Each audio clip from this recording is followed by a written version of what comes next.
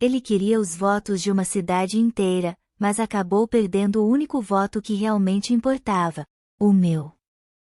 E naquela noite, antes mesmo de eu entender o que estava acontecendo com o nosso casamento, eu já sentia que algo dentro de mim estava mudando. E se você gosta desse tipo de história real e emocional, aproveita agora para se inscrever no canal, deixar o like e comentar o que você faria no meu lugar, porque isso aqui não é só uma história, é algo que acontece com muita gente em silêncio, e agora presta atenção nisso. No começo, tudo parecia sonho. Ele falava de política com brilho nos olhos, dizia que ia mudar a cidade, que ia lutar pelo povo, e eu acreditava em cada palavra, porque acreditava nele. Só que com o tempo, as reuniões começaram a durar mais do que deveriam, primeiro até mais tarde, depois atravessando a madrugada, e quando eu perguntava, ele só dizia: é a campanha, é por nós.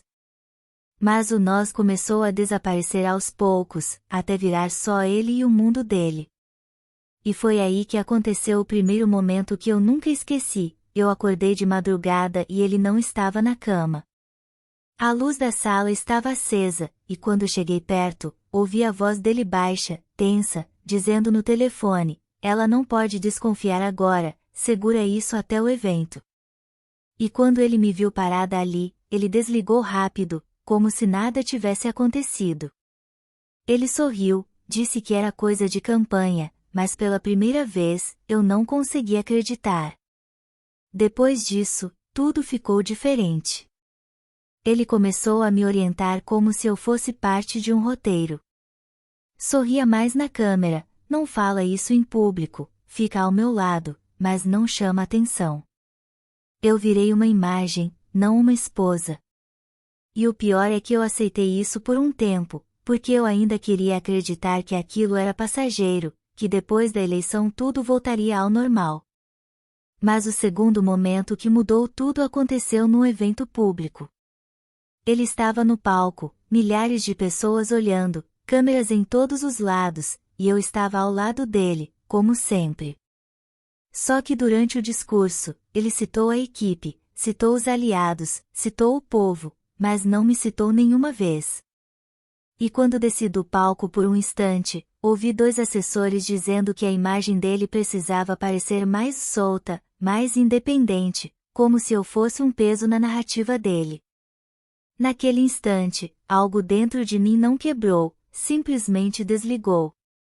E foi aí que eu comecei a perceber a verdade mais difícil de aceitar: eu não estava perdendo ele de uma vez, eu estava sendo substituída aos poucos por uma versão estratégica da vida dele.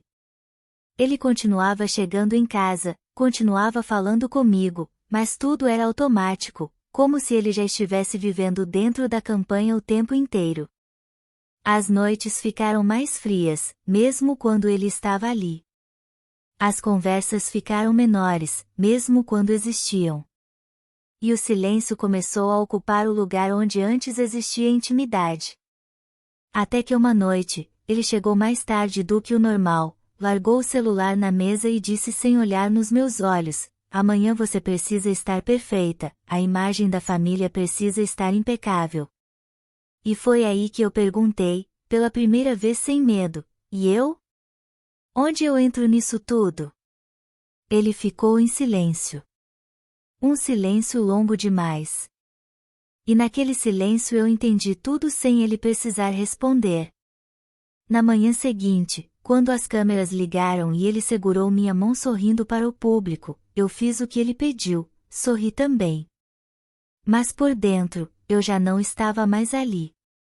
E o mais assustador de tudo isso não foi perdê-lo para a política, foi perceber que ele nem percebeu quando me perdeu.